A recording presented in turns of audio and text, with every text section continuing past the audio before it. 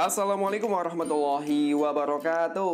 Halo anak-anakku kelas 6 dimanapun kalian berada. Pada kesempatan kali ini Pak Mono akan menyampaikan rangkuman tematik kelas 6, yaitu pada tema 3, subtema 3. Ada 4 muatan pada video pembelajaran ini. Yang pertama adalah PPKN tentang hak dan kewajiban. Yang kedua bahasa Indonesia tentang kosakata baku dan kalimat efektif.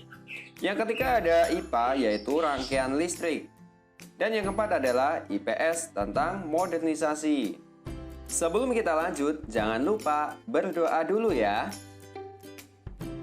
Oke, yang pertama kita akan belajar PPKN yaitu tentang hak dan kewajiban.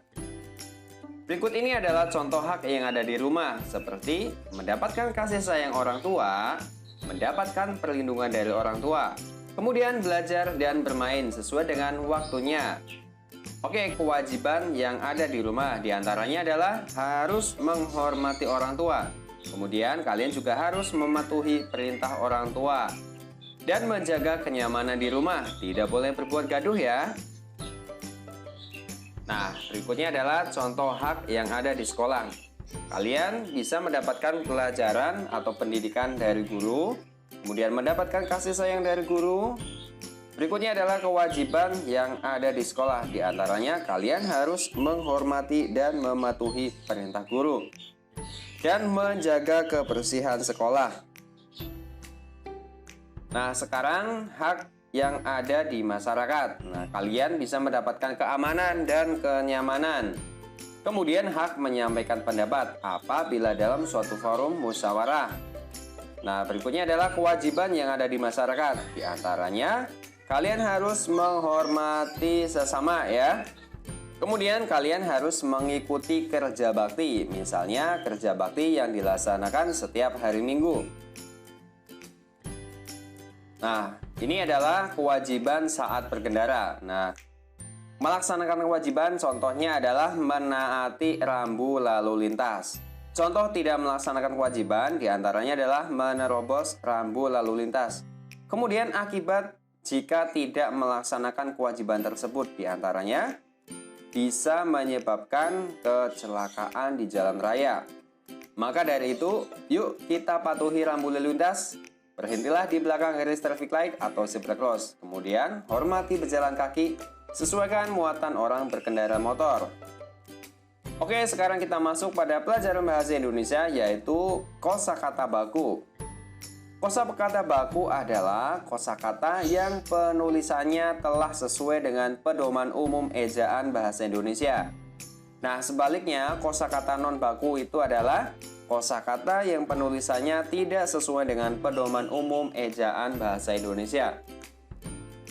Kosakata baku ini wajib digunakan dalam tulisan atau percakapan pada acara-acara formal. Kemudian kosakata non baku boleh digunakan dalam bahasa percakapan pada acara non formal, seperti saat berbicara kepada teman dalam kehidupan sehari-hari. Kemudian contoh kosakata baku dan kosakata tidak baku. Oke, yang pertama ini ada kata berpikir ya, bakunya. Tidak bakunya adalah berpikir.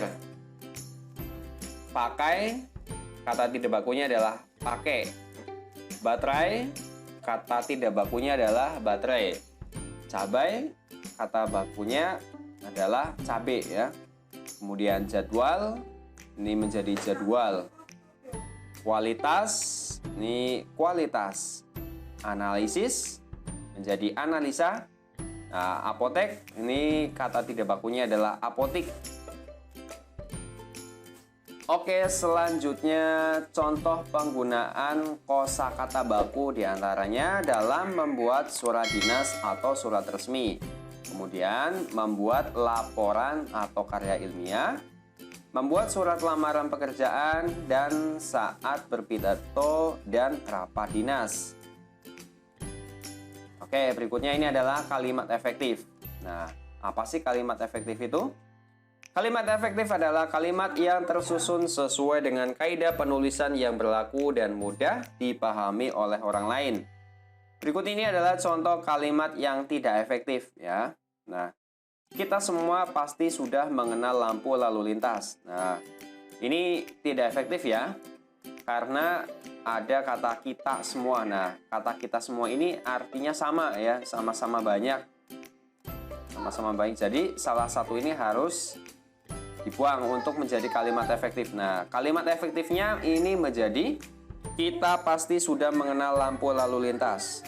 Nah, ini yang pertama. Kemudian bisa juga ditulis semua pasti sudah mengenal lampu lalu lintas. Nah, jadi salah satu kata kita atau semua itu dipakai salah satu ya, supaya menjadi kalimat yang efektif.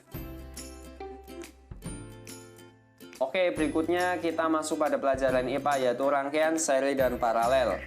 Persamaan rangkaian seri dan paralel diantaranya adalah sama-sama membutuhkan tegangan ataupun daya listrik yang sama besar ya. Kemudian untuk panjang kabelnya nih, kalau semakin panjang itu kabelnya, maka semakin besar pula hambatannya ya. Oke, berikut ini adalah perbedaan rangkaian seri dan rangkaian paralel. Nah, jadi kalau pemasangan rangkaian seri itu disusun secara berderet, sedangkan rangkaian paralel ini secara sejajar ya. Jadi rangkaian seri ini gambarnya berderet ya. Kalau rangkaian paralel ini sejajar atas bawah. Oke, berikutnya yang kedua adalah pada rangkaian seri, jika salah satu lampu padam atau mati, maka lampu yang lain juga akan ikut padam. Nah, sedangkan pada rangkaian paralel, apabila salah satu mati, maka lampu yang lain akan tetap menyala. Nah, perbedaan yang ketiga adalah nyala lampu pada rangkaian seri ini berpijarnya tidak sama terang. Nah, tapi kalau pada rangkaian paralel itu nyala lampunya sama terangnya.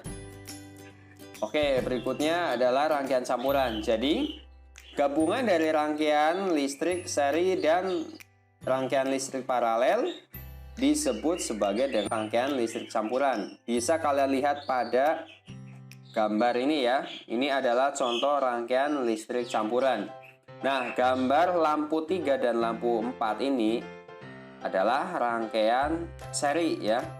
Tapi kalau lampu 1 kemudian lampu 2 ini paralel. Nah, sebenarnya antara lampu 1, lampu 2 kemudian dengan lampu 3 dan 4 ini paralel ya.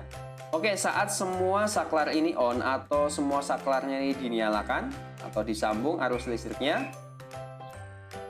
dan lampu 3 ini padam ya. Apabila lampu 3 ini padam, nah, maka yang menyala adalah lampu 1 dan lampu 2. Nah, sedangkan lampu L4 ini akan ikut padam karena arus listriknya ini tidak mengalir ya. Jadi kekurangannya pada rangkaian seri ini, pada lampu 3 dan lampu 4, apabila salah satu lampu yang ini padam, maka yang lain juga ikut padam, kecuali untuk lampu 1 dan lampu 2 akan tetap menyala.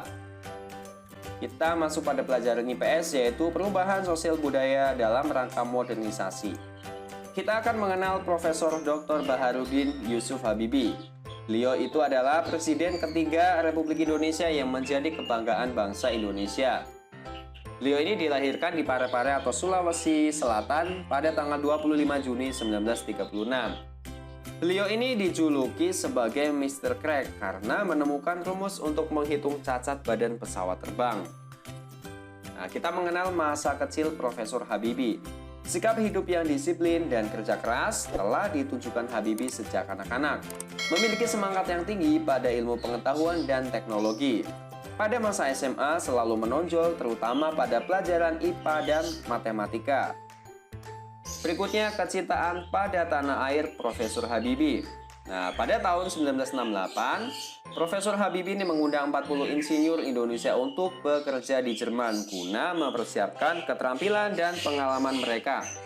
Nah, kemudian pada tahun 1974, Profesor Habibie menjadi penasehat pemerintah di bidang teknologi pesawat terbang dan menjadi Menteri Negara Riset dan Teknologi. Nah, akhirnya beliau menjadi wakil presiden dan menjadi presiden Republik Indonesia yang ketiga. Profesor Habibie ini dijuluki sebagai Bapak Teknologi Indonesia. Pada tahun 1976, Profesor Habibie mendirikan industri pesawat terbang pertama di kawasan Asia Tenggara, yaitu PT Nurtonio dan industri strategis lainnya. Berikutnya kita akan mengenal Marconi, sang penemu radio. Pada tahun 1897, Marconi mempresentasikan alat komunikasi dengan menggunakan sinyal tanpa kabel yang mampu menjangkau jarak 19,3 km. Nah, Marconi ini juga menemukan perangkat komunikasi lain yang menggunakan gelombang tanpa kabel seperti telegram, radio, dan teknologi radar. Oke, selanjutnya adalah penemu lampu lalu lintas. Penemu lampu lalu lintas adalah Gareth Augustus Morgan. Adalah seorang warga Amerika yang peduli dengan keselamatan orang lain. Penemuan Morgan ini sangat bermanfaat untuk mengatur lalu lintas dan menyelamatkan pengguna jalan dari kecelakaan. Nah, sekarang kita akan mengenal rambu lalu lintas. Nah, tanda stop ini artinya adalah wajib berhenti. Kemudian tanda segitiga merah ini adalah dilarang berjalan terus jika mengakibatkan hambatan. Nah, tanda silang putih ini dilarang berjalan terus pada persimpangan kereta api. Berikutnya adalah tanda kendaraan bermotor ini. Kendaraan roda 2 dilarang masuk. Dan tanda ini adalah tanda rumah sakit. Oke, berikutnya adalah manfaat penemuan pada bidang ekonomi.